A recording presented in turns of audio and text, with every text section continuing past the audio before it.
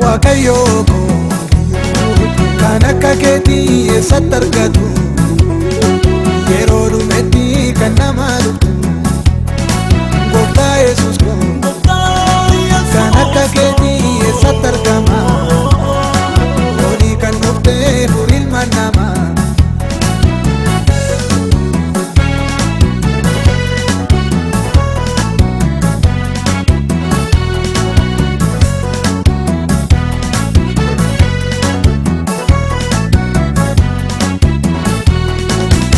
Namoota meedhake fadhaa baay'isu gooftaan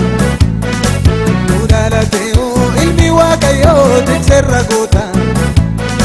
cubbuu kee jettee maaliif yaaddooftaa maabubbuu gamtaa sirraa fuudhee lafa kaa'eera ba'aa salphaataa waaqayyookoo kan akka keeti eessatti argatu yeroo dhumetti kan nama dhuftu gooftaa Yesuus koo kan akka keeti eessatti argama olii kan dhuftee furii ilma namaa.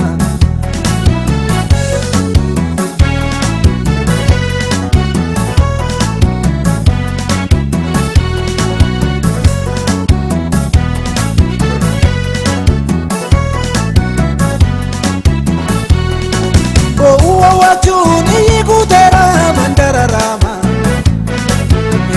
saaree madangalasaa dhiiga daa'imaa waaqayyoo abbaan itti argaaroo ergamoota isaa akeeka gooftaa eenyu danda'ee karaa tambisaa waaqayyookoo kan akka keeti eessatti argatu yeroo dhumetti kan nama dhuftu gooftaa Yesuus koo kan akka keeti eessatti argama olii kan dhuftee furii ilma namaa.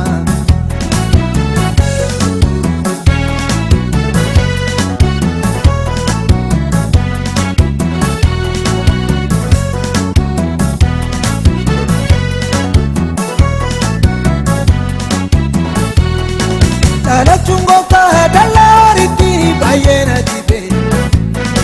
saba'aan sagaalisa barbaadu baatanii karbee duunis galataan kan dhaabannu fuula waaqayyoo